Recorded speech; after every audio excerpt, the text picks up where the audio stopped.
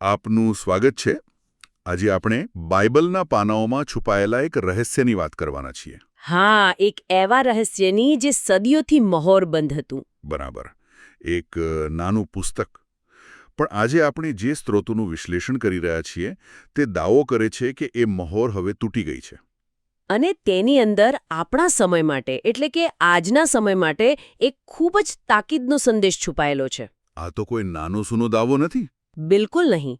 આ વિશ્લેષણ પ્રકટીકરણ અને દાનિયેલ જેવા એટલે કે બાઇબલના સૌથી ગૂઢ ગણાતા પુસ્તકો પર આધારિત છે. તો ચાલો આ ઊંડાણમાં ઉતરીએ અને સમજીએ કે આ નાનું પુસ્તક શું છે અને એમાં એવો તે કયો સંદેશ છે. શરૂઆત કરીએ એના મૂળ રહસ્યથી.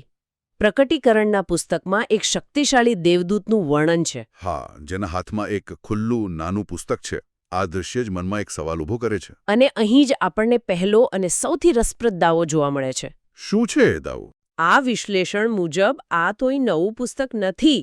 આ એ જ પુસ્તક છે જેના વિશે લગભગ 2500 વર્ષ પહેલા દાનિયેલ ભવિષ્યવક્તાને કહેવામાં આવ્યું હતું કે અંતિમ સમય સુધી આ વાતોને બંધ રાખ અને પુસ્તક પર મોહર માર. બરાબર, એ જ.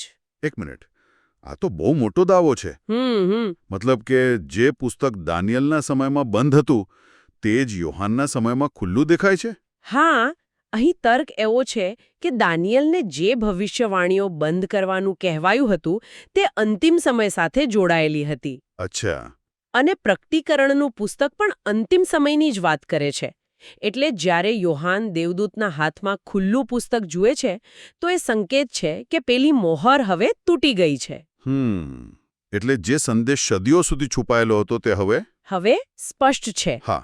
પણ સવાલ એ છે કે શા માટે હવે? આટલા લાંબા સમય સુધી રાહ જોવાનું કારણ શું? આ પ્રશ્ન આપણને સીધો જ એક સમયરેખા પર લઈ જાય છે. પેલી 70 સપ્તાહની ભવિષ્યવાણી. ઓકે, 70 સપ્તાહની ભવિષ્યવાણી. આ વિષય થોડો જટિલ છે. હા, પણ આ સ્ત્રોતો તેને સરળ રીતે સમજાવે છે. એમના મતે 70માંથી 69 સપ્તાહ એટલે કે 483 વર્ષ ઈસુ ખ્રિસ્તના વધસ્તંભ પર મૃત્યુ સમયે પૂરા થઈ ગયા. અને પછી ભવિષ્યવાણીની ઘડિયાળ જાણે અટકી ગઈ. એક લાંબો વિરામ આવ્યો. વિરામ? કેટલો લાંબો? લગભગ 2000 વર્ષનો.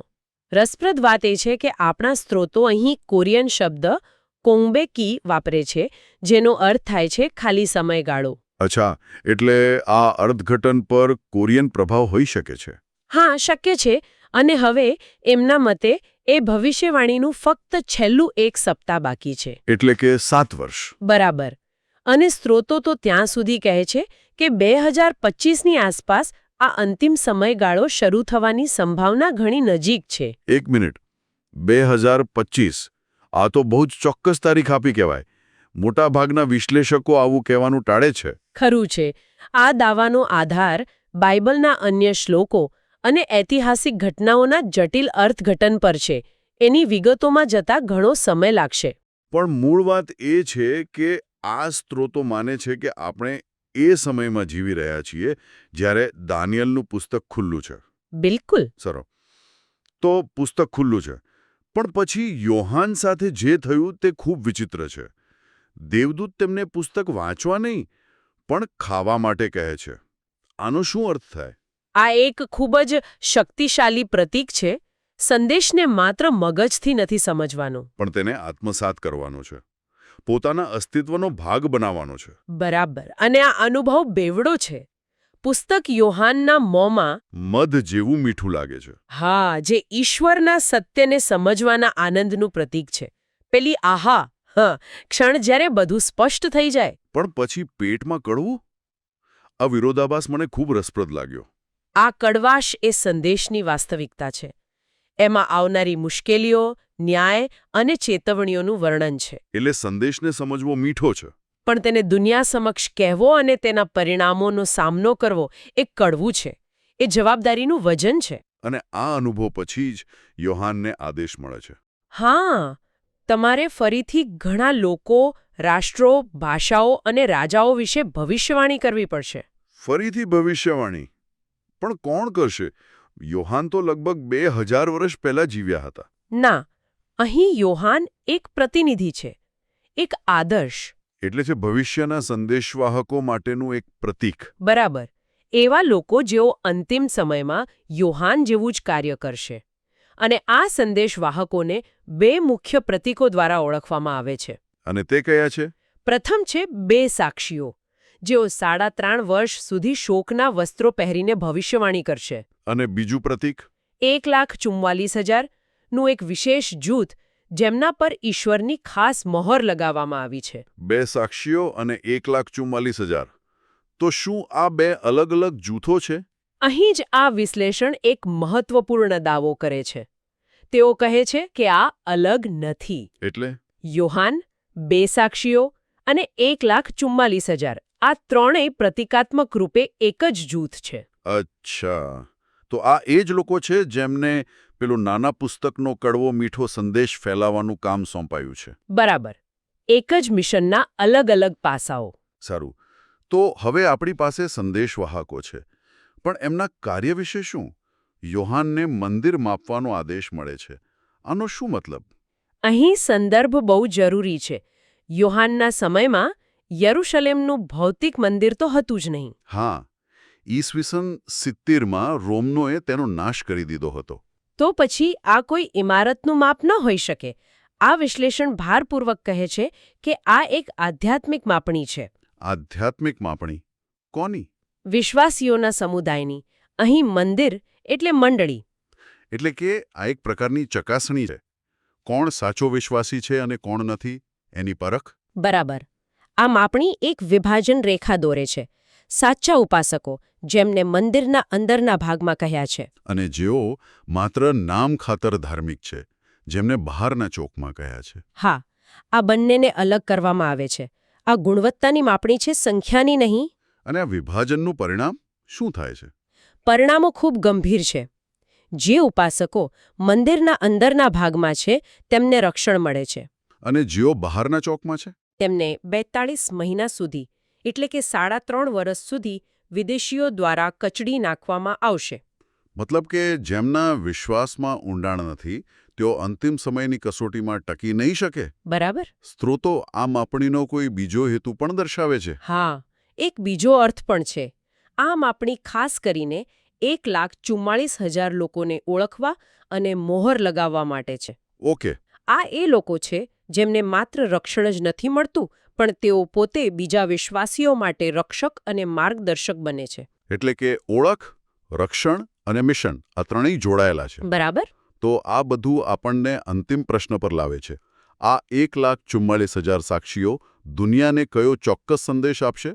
આ નાના પુસ્તકનું હાર્બ શું છે? આ સંદેશને સ્ત્રોતો શાશ્વત સુવાર્તા કહે છે, પણ અહીં એક બહુ રસપ્રદ વાત છે. કઈ વાત? તેઓ કહે છે કે શાશ્વત સુવાર્તાનો મૂળ સિદ્ધાંત તો એક જ રહે છે, પણ દરેક યુગમાં તેનો મુખ્ય ભાર બદલાય છે.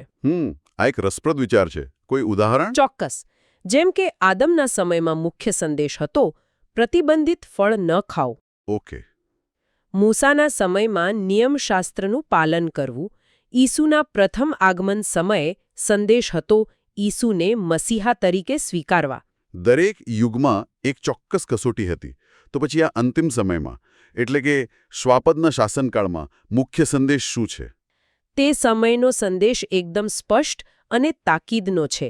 શ્વાપદની ઉપાસના કરશો નહીં અને તેની છાપ લેશો નહીં. એક મિનિટ, શ્વાપદ. જે શ્રોતાઓ આ વિષયથી બહુ પરિચિત નથી, તેમના માટે સ્પષ્ટ કરશો કે આ શ્વાપદ શું છે? આ અર્થઘટન મુજબ શ્વાપદ એ એક રાજકીય અને ધાર્મિક શક્તિનું સંયોજન છે જે અંતિમ સમયમાં ઉભરી આવશે. એટલે કે એક વૈશ્વિક વ્યવસ્થા જે ઈશ્વરની વિરુદ્ધમાં છે. બરાબર. અને આ સંદેશ લોકોને રૂપક, બેબીલોન એટલે કે આ ભ્રષ્ટ વૈશ્વિક વ્યવસ્થામાંથી બહાર આવવાની સીધી ચેતવણી છે. હવે મને સમજાયો કે તેઓ શોકના વસ્ત્રો કેમ પહેરશે. હા, કારણ કે આ કોઈ ખુશીનો સંદેશ નથી, પણ પછતાવો અને ગંભીર ચેતવણીનો સંદેશ છે. અને આ સંદેશનો ઘણા લોકો અસ્વીકાર કરશે. બિલકુલ. જેમ ભૂતકાળમાં ભવિષ્યવક્તાઓના સંદેશનો અસ્વીકાર થયો હતો, તેમ આનો પણ થશે. તો ચાલો અત્યાર સુધીની ચર્ચાનો સારાંશ કાઢીએ. એક મહોરબંધ પુસ્તક જે હવે ખુલ્લું છે, જે અંતિમ 7 વર્ષના સમયગાળા માટે એક તાકીદનો સંદેશ ધરાવે છે. અને આ સંદેશ ફેલાવવા માટે સંદેશવાહકોનું એક ખાસ જૂથ છે, 2 સાક્ષીઓ અથવા 1,44,000.